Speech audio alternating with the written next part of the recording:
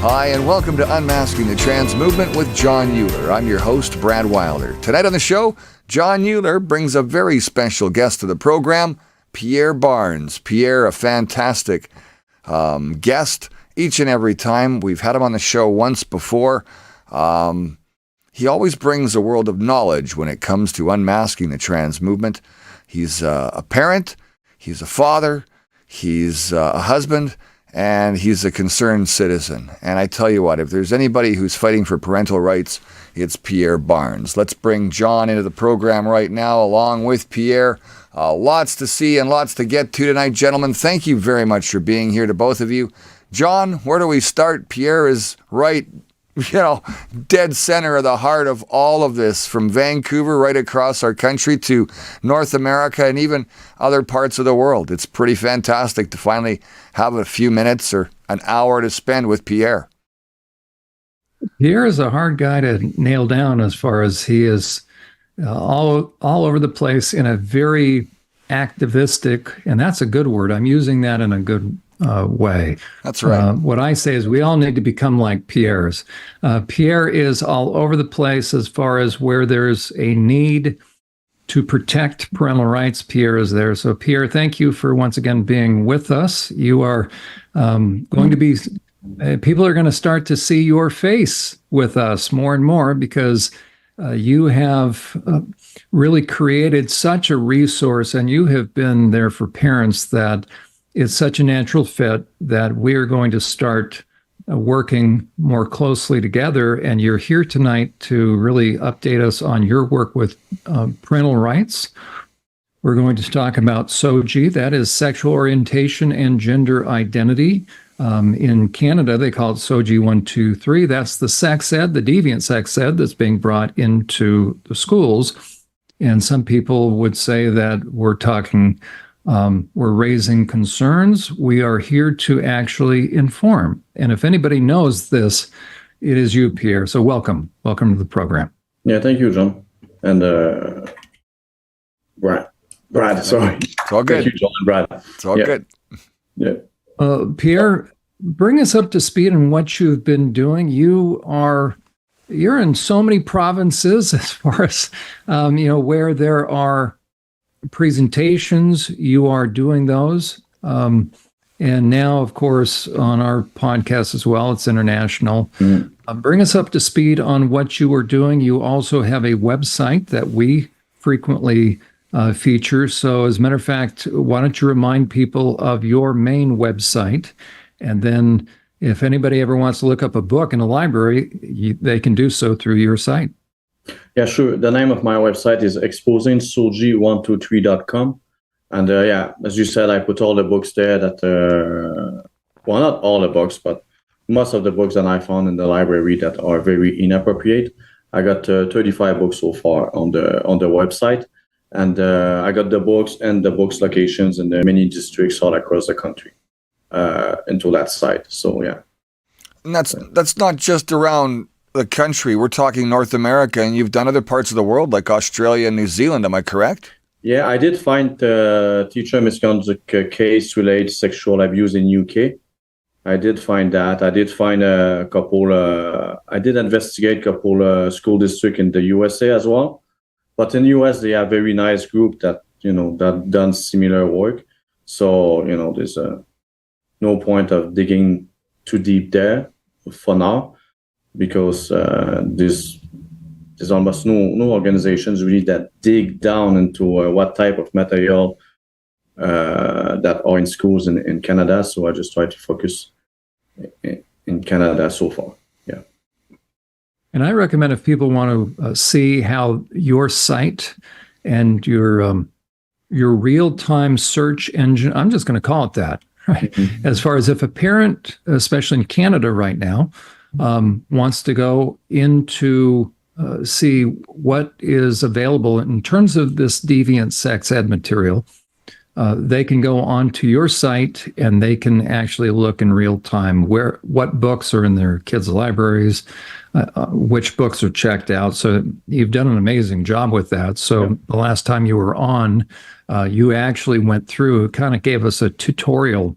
So since that time, Pierre. And as I've said, as goes Canada, so goes the U.S., unfortunately, in this whole issue, the pushing of the trans deception, the trans movement. That's why we're unmasking it. Talk to us about where you see things as far as parental rights. What are your concerns? And really, ultimately, what can parents do? What have you learned over the past year or two is in terms of what has been changing for better or for worse? So bring us up to speed on your work on behalf of parents. Yeah, sure.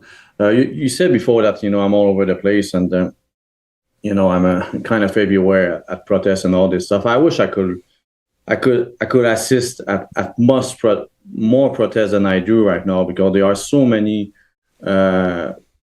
parents right now that are fighting back, specifically in BC, where I live. That is very hard to be on every locations, but I do work with amazing people right now who are organizing protests all across BC, which is very interesting. So I wish I was at more locations. Even with everything that I do, I wish I could do more personally. That's very weird, because we always feel that we never do enough. When you know what's happening to our children in our country, it's very hard to think that you do enough. When things are continue to be as evil as it is, let's say. But yeah, there is a big progress in regards to the movement. A lot more people are aware of what's going on in school. Right. Are you sensing that, Pierre? Are you sensing that people are awakening? Yeah, I think the strategy is working. I mean, the strategy was to show to people what's going on. The strategy was not really to, my strategy anyway, was not really to give my opinions about the trans activists or whatever evil persons are doing this stuff. My strategy was just to inform people about what's going on. And I knew that when they will see the books, or when they will see the pictures of the doctors mutilating a young female, I know that people will wake up. So mainly, I think it's working well, because it does shock people a lot when they see the book. It does shock them a lot when they see what they are doing to little girls in our country, and it does wake up people. So you see that people still have good morals. Our country is not as destroyed as we think it is. People still have good value, but lots of them are just not informed. There's only a fringe minority of people in our country that are for child mutilations. And unfortunately, those people are in positions of authorities where they can change policies, make laws, and when they are working for the government. That's where they are. They're not the majorities of people. I don't know one parent who is for child mutilations, or who would like his children to be mutilated by the state, unless that parent, of course, is a narcissistic psychopath or something like that, which does exist, right? So yeah, things are moving forward. We got Pierre Barns in Canada that finally talk about puberty blockers, and he talked about this in a very direct way, which is good for a politician. Usually they always try to play with the word and be politically correct. But in the case of Pierre Barns, the last time he talked about it, it was very clear that he was against puberty blockers. And the way that he said this to the journalist was very amazing, because he kind of made the journalist look stupid with the questions, right? Because the journalist asked him a couple of times, are you for or against puberty blockers? And then Pierre Barns looked at him, you mean irreversible drugs given to children? Is that what you mean? So then he made the way he said this was very nice. I'm very happy about that progress. And because Pierre Barns did raise his voice, many other politicians and even trustees start to have the courage to raise their voice.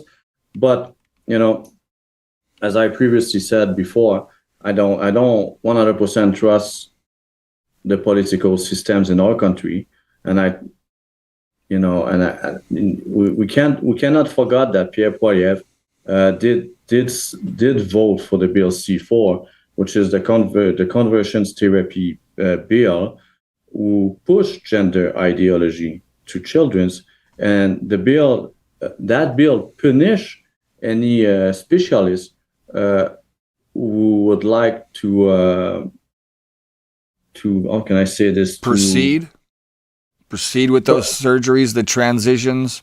No. The bill punish the specialists who don't want the kids to go to transitions. So that's the things too, right? So now today, Pierre Barns is saying that he's against puberty blockers, but 1 year ago he signed a bill, but he voted to a bill that was for child mutilations. So you see, so I think there is a lot of politics going on right now. When the politician they start to change the view compared to what it was before. So do you see sheep in wolves' clothing? Yeah, wolves, exactly. wolves in sheep's clothing. Well, what I see actually is a bunch of sheep try to disguise as lions. You know what I mean? There is a lot of this in those movements when you got all those politicians finally standing out, looking like lions because they are fighting. Suddenly they are fighting against child mutilations. But 1 year or 2 years ago, they were never there for us and for our children to fight. That's right. So I think people have to be careful, and people who cannot stop the fight, because the reason Pierre Barns talk about this stuff is because we talk about it, and we give him no choice but to start talking about it, because this was a big political issue for them. This is a win or lose issues for any politicians who will attack these issues. Even we got the BC United who was the BC Liberal before in BC. The guy is a liberals, and he start to talk, that and he start in favor of parental rights. Could you imagine? Even talk a little bit about SOGI, and not necessarily in favor of SOGI. So you even on the liberal side, you start to see people changing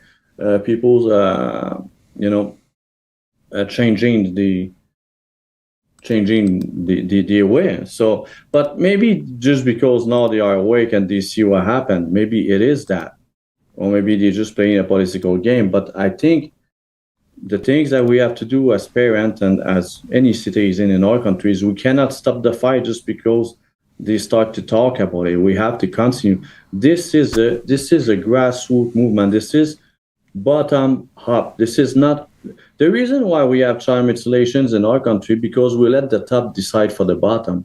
Okay, that's exactly what happened. So now this is a parent movement, and they have to stay like that.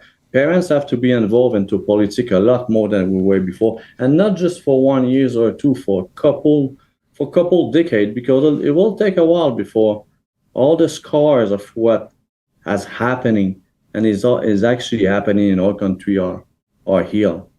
There will be there's a lot of victims that are going to be taken care of, and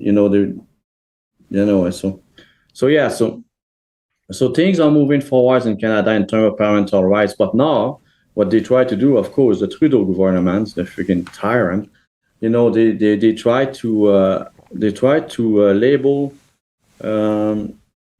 Now in BC, if you as of today, if you talk against SOGI, you are considered, it's a hate crime. So it's a crime actually now to talk against SOGI in BC, which is completely ridiculous. So British Columbia, Canada is basically implemented a law, or is this a bylaw, or what kind of a law is it? Who's handing out the tickets on this, Pierre? Because it always said I got a new law, we've got new rules, new mandates, new blah blah blah. But the reality is, if nobody's enforcing this, they got nothing. Yeah. So where does this enforcement come from? How many facts are needed? How much evidence is needed to be able to prove this? I mean, man, you can't just have a trans person and an anti-trans person fighting and bickering, and then one of them is getting a ticket and one of them's not. You know what I mean? Yeah. It's the BC prosecution services that update the hate crime definition. So it's pretty deep, actually. So they updated the hate crime definition. So what is the definition of hate crime? So when a police officer investigates if there is a hate crimes or not, well, the definitions has been updated now. So they can use that definitions to arrest people. And they put to define the crime. Because the police officer, they need the definitions of the term they need definitions of the law to understand if they can prosecute people or not. So now the definition has been updated. So if you're an AntiSOGI protester, well, it's a hate crime, hate propaganda, sorry, which is hate crime. So at some point, there's different levels of hate crimes, obviously, and that stems anywhere from a ticket all the way up to jail time for years. Where is the line drawn as to what's what? That seems very confusing and very, very weird. Yeah, you know what? I think it's a free propaganda from our government to try to silence us, because in BC we are very strong right now against SOGI, and it's happened in BC where there is a lot of AntiSOGI movements all across BC, and so I think in my opinion it's a free propaganda.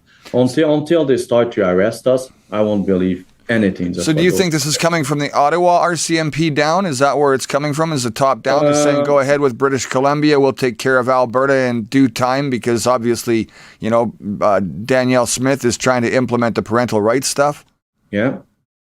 It starts with her, but I don't think regarding the hate crime, the things I was talking about, the hate crime definitions, it's from the BC prosecution services. It's happened today, so I don't know much. I don't know.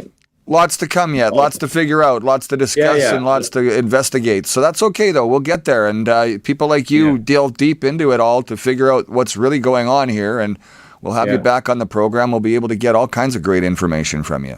I'm sure John has some more great questions to ask. John? Well, you know, I'm just absorbing a lot of this because what you said, Pierre, and if anybody can't tell, you are bilingual. You are very, as we talked about beforehand, right? You speak French, because those of us in the U.S.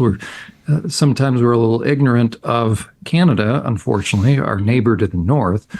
So if people are not familiar with Quebec, it's very French speaking. So you're bilingual. Yeah.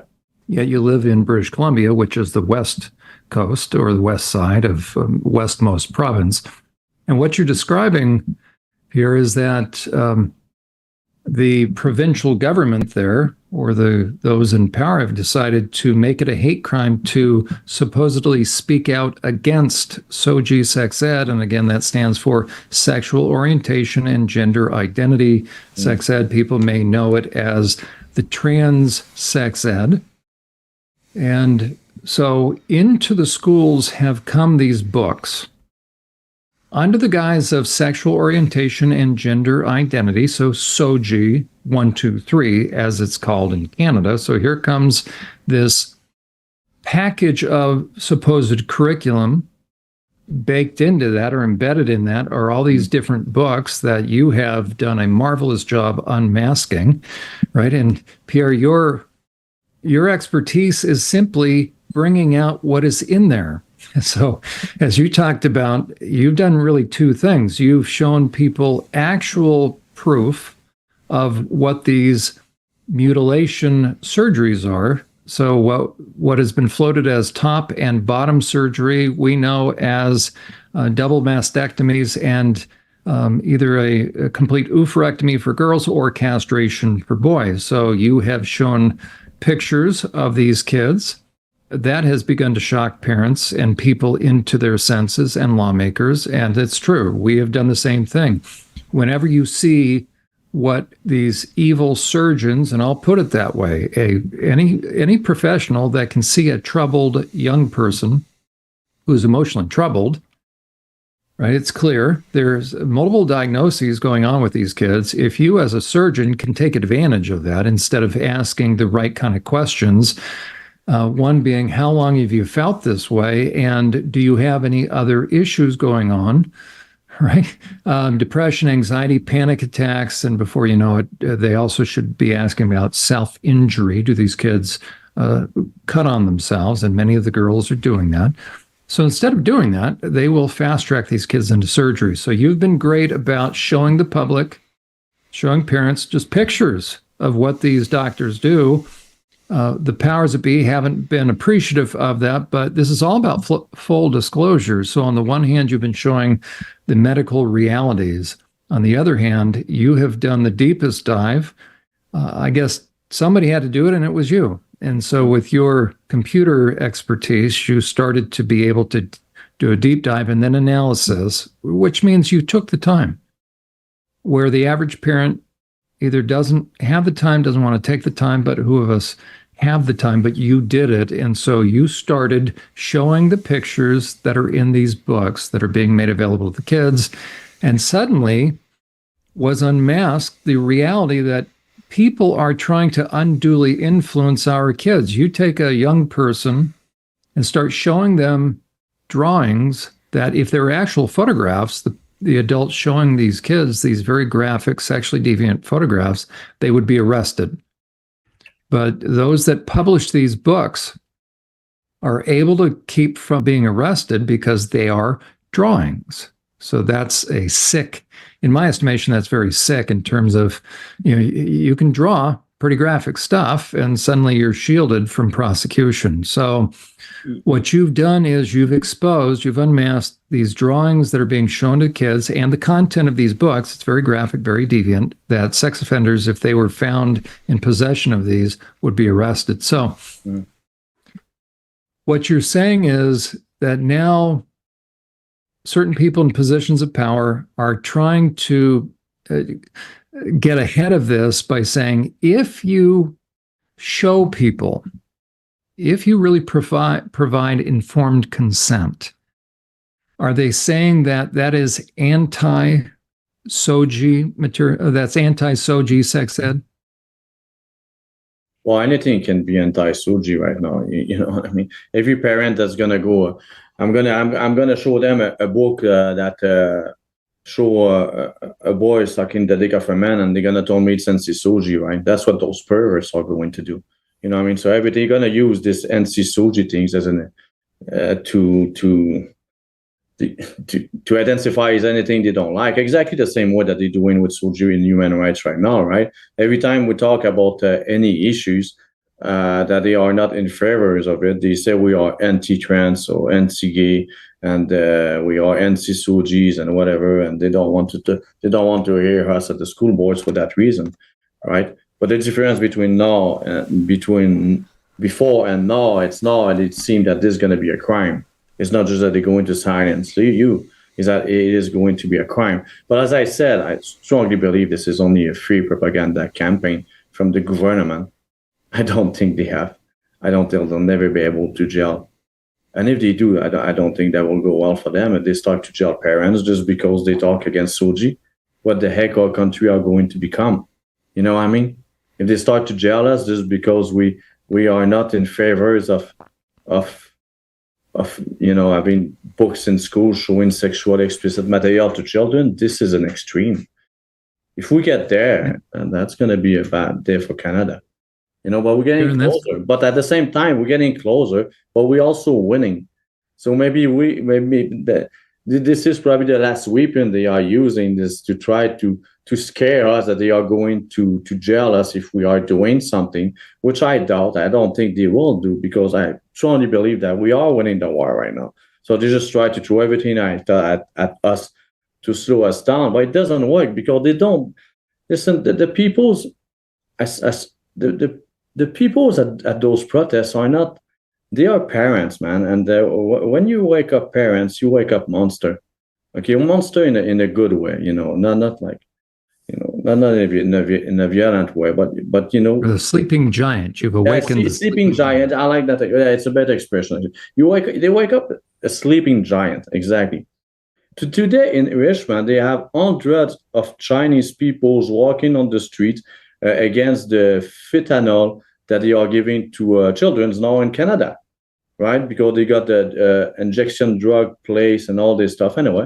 And now there's hundreds of Chinese people. But guess what? The SOGI cloud, the people who are fighting against SOGI, they were there to inform them about what's going on with SOGI. So now the entire Chinese community is waking up. We got the entire Sikh community that is waking up. So the entire, everyone is waking up about this stuff. And now that Pierre has talking, we even waking up a little bit more.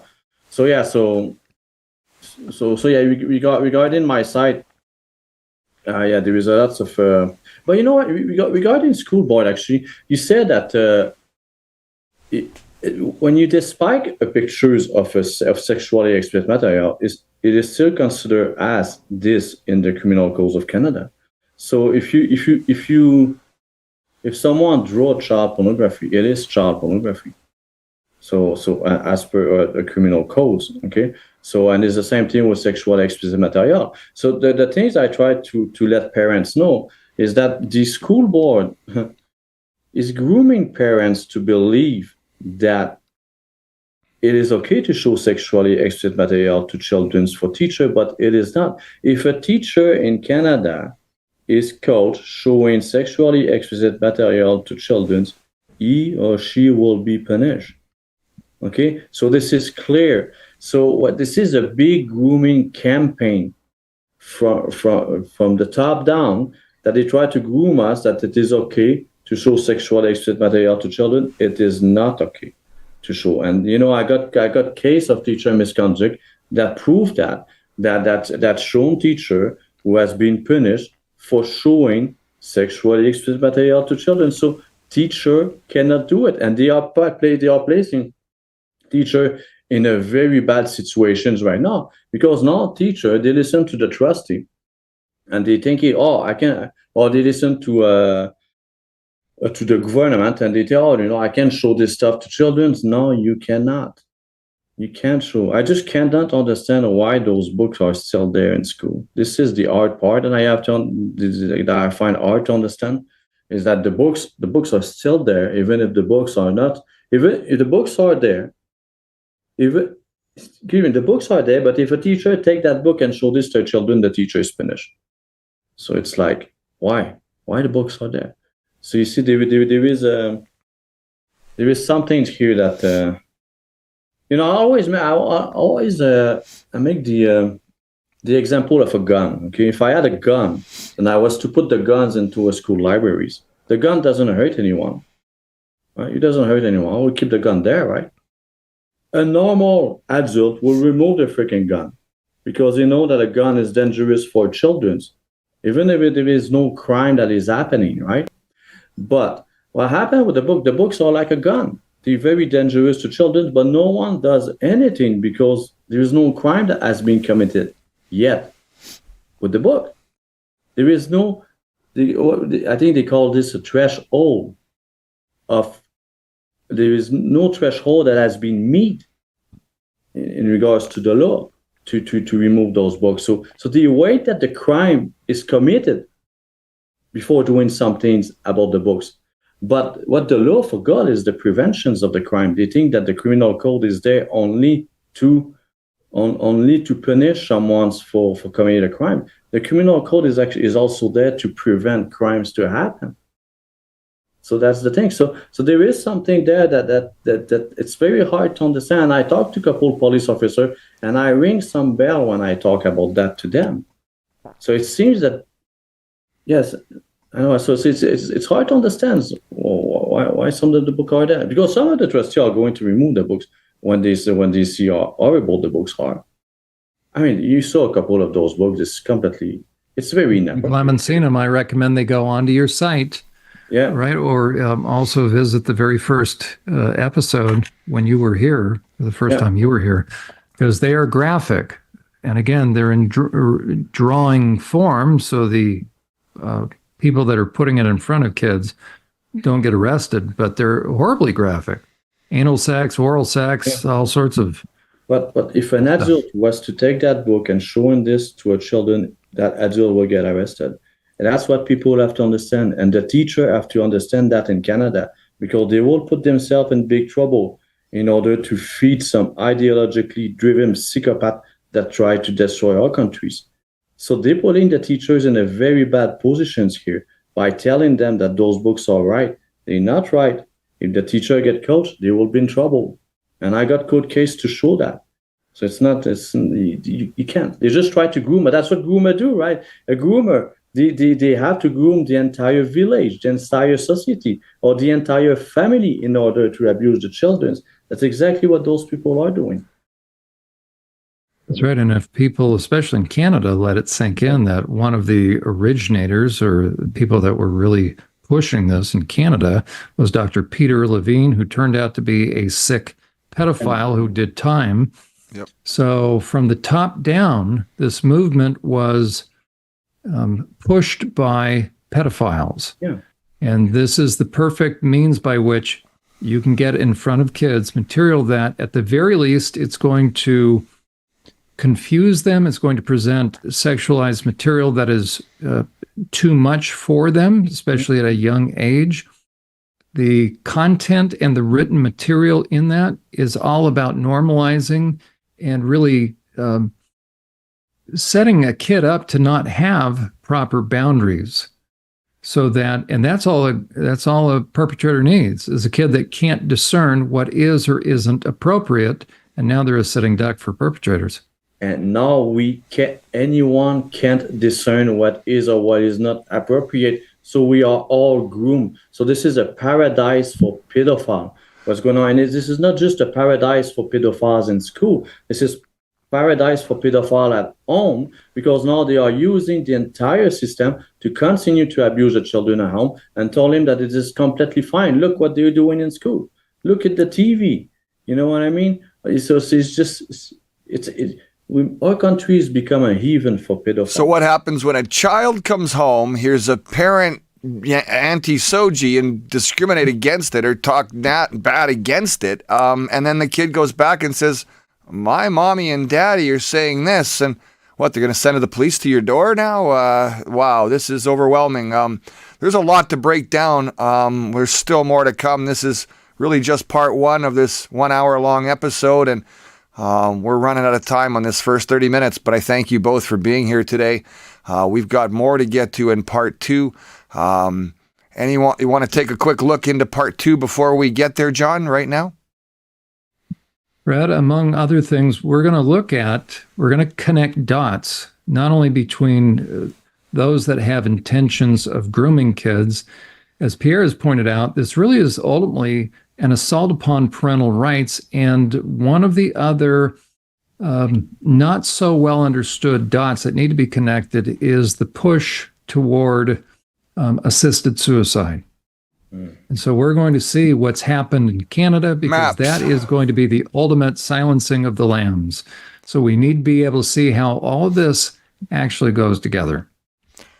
Thank you very much to both of you for being here. This is Unmasking the Trans Movement with John Euler. I'm your host, Brad Wilder. Remember, you can find us on Rumble. You can find us on YouTube as well. All of our episodes are there. Please take a look. There are so many great things that will help you and your family moving forward as we try to unmask the trans movement. Till next time, I'm Brad Wilder saying thanks for watching. We'll see you soon.